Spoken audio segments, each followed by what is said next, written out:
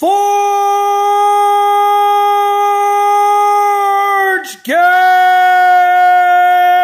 Let's go! It is the baddest of the bad, the hardest of the hardest gang member you have ever laid your eyes upon, or have ever listened to. It is Warhammer, and I am back with another review of every death in a Dragon Ball Z movie. This is going to be the second Broly movie, Dragon Ball Z. Too dangerous people. Super Warriors can't rest. Now, I'm not for sure why it's titled like that, because there's only one really serious evil bad guy in this entire movie, and it's Broly. But I'm thinking they're talking about the witch doctor or something being bad, but he doesn't die in this movie, so I'm not going to really say much about him. So anyways, when I was talking about the first Broly movie, I told you that Broly supposedly died because of Goku's punch and the Genki Dama he landed in his body. This is not true. Broly survived. He escaped planet New Vegeta before its collision with the comet Komari in a Scion attack pod. He escaped and he went to Earth and was frozen in an iceberg for 7 years.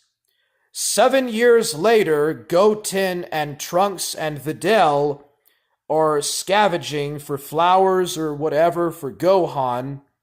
They come to this village, and it's being attacked by this giant dinosaur.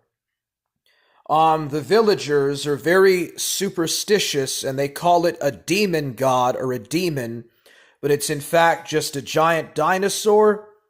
Goten basically kills it with a ki blast or whatever. Like Trunks and Goten just fire simple ki blasts. The dinosaur is roasted and dies, and they eat it. And then the witch doctor is kicked out because of his stupid lunacy. And then Goten is laughing and screaming.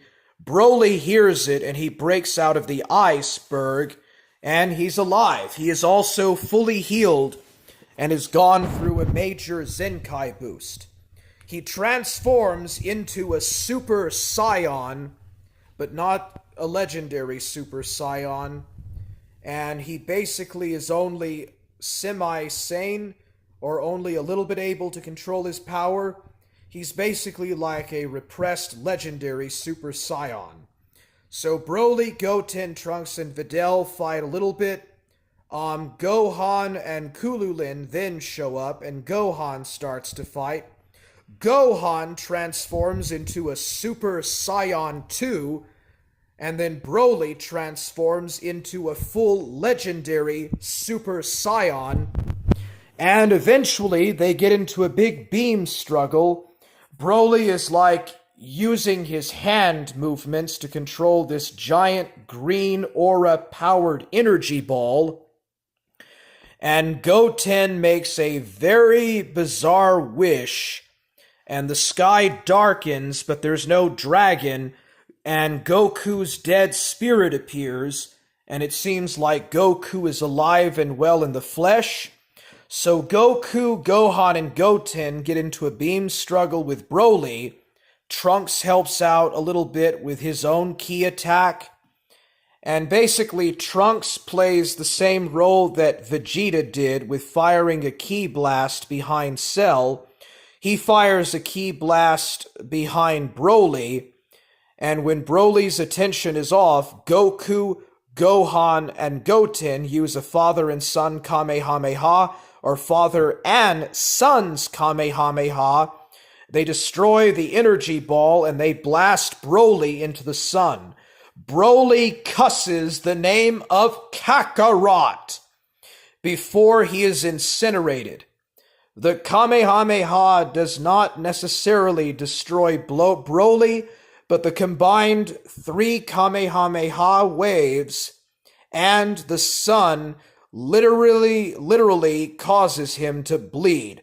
He is engulfed as his blood pops out all over his body, and then finally he blows up and dies, and there's a huge explosion and a giant supernova over the sun.